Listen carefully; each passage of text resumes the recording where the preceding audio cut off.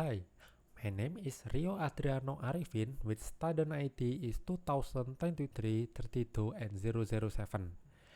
And today I will be presenting the result of my practicum, which consists of two parts. First part is make linear regression on the sleep quality dataset, and the second one is making decision tree modeling on the diabetes dataset.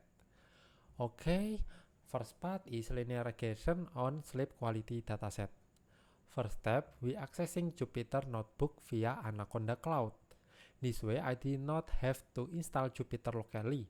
I use my personal account to access and run the code directly from the browser. Then, next step, I uploading the datasets. The interface looks like this: symbol up arrow, upload here. Then I uploaded the two datasets, sleepquality.csv for regression and diabetes.csv for decision tree classification. These files are uploaded directly into the notebook environment using the upload button. Okay, next step, we importing required libraries. Once inside the notebook, in the first shell, I imported the necessary libraries, which are pandas help to manage tabular data efficiently.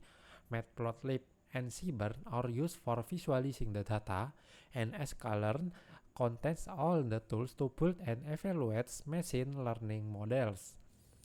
Next step, we reading and cleaning the data. Here I selected only the relevant columns.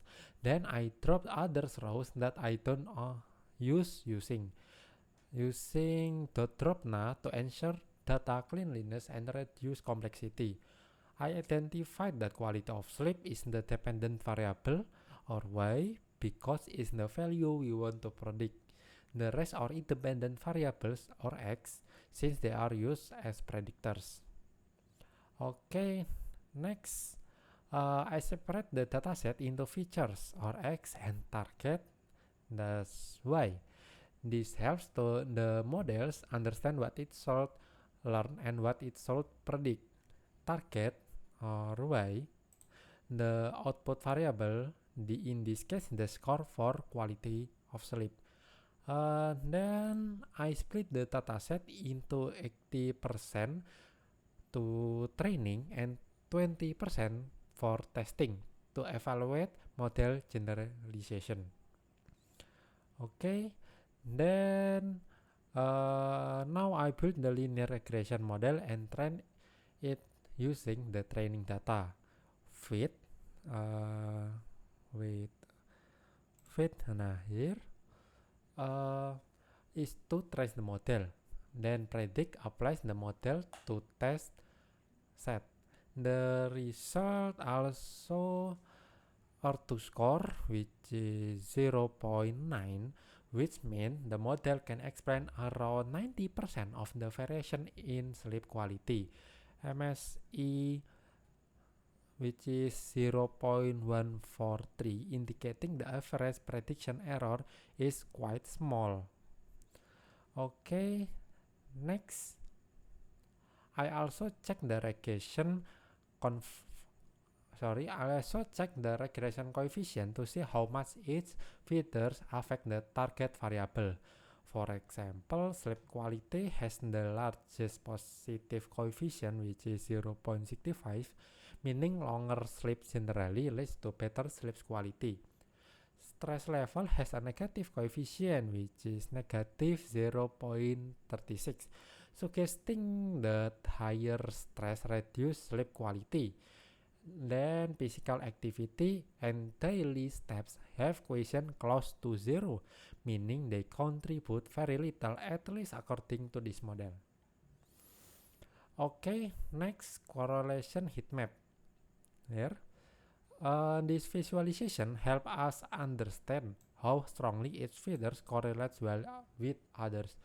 Sleep duration and quality of sleep had the strongest positive correlation, which is 0.88 here. Then stress level showed a strong negative correlation, negative 0.8.1, stress level and sleep duration. Okay, Then others had a weak correlation.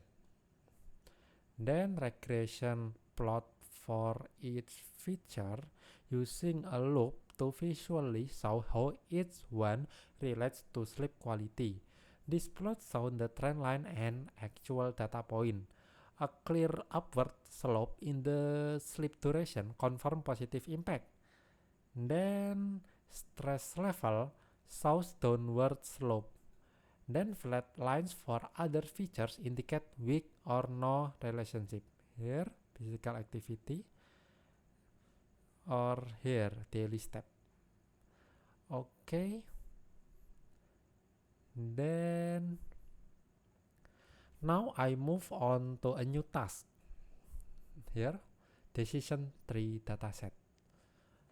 Because building a decision tree model using diabetes, not a quality sleep.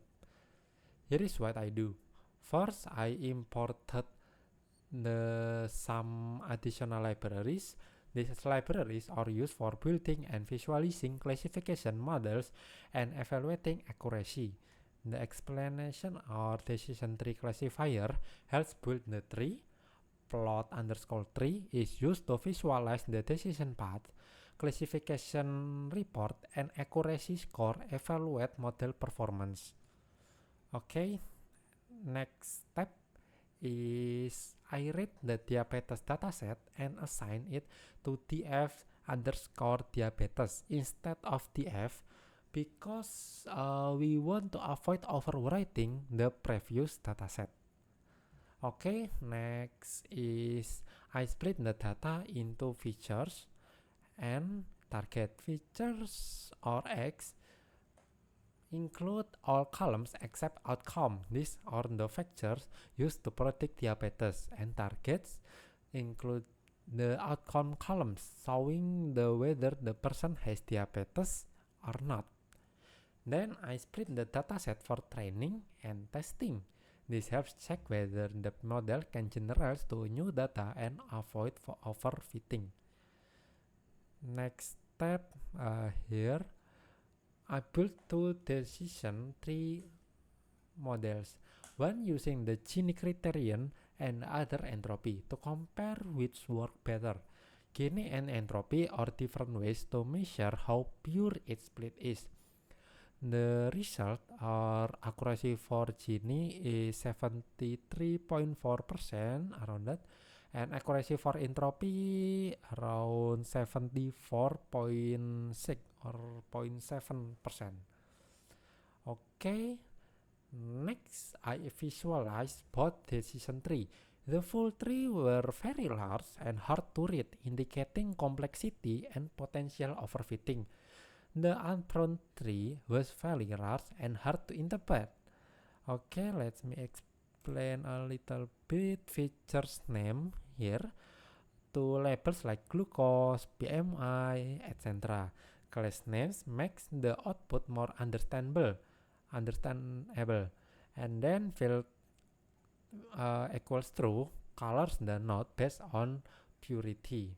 Okay, here jadi decision tree for Gini, and here is decision tree for entropy. Okay, next we want to pruning the decision tree. Because the tree was too complex, I applied pre-pruning by limiting tree depth. Here max depth is 3. There also you can see on right there, to limit tree depth to simplify the models. This helps prevent overfitting. And because we pre-prune, the accuracy improved slightly to 0.77 or 77% from just around 73%. That's good. Okay, I also tried post pruning using cost complexity pruning with CCP underscore alpha. This technique prunes branches after training based on complexity. The alpha value controls how aggressive the pruning is. Accuracy slightly dropped to 0.72 or 70%, but the model is more generalizable. This process trims the tree after it's fully grown, reducing complexity based on the alpha value. Okay, I think we're done for today. Thank you for listening my explanation. Sorry if I have something wrong because I'm still learning. Okay, see you on the next time. Bye bye.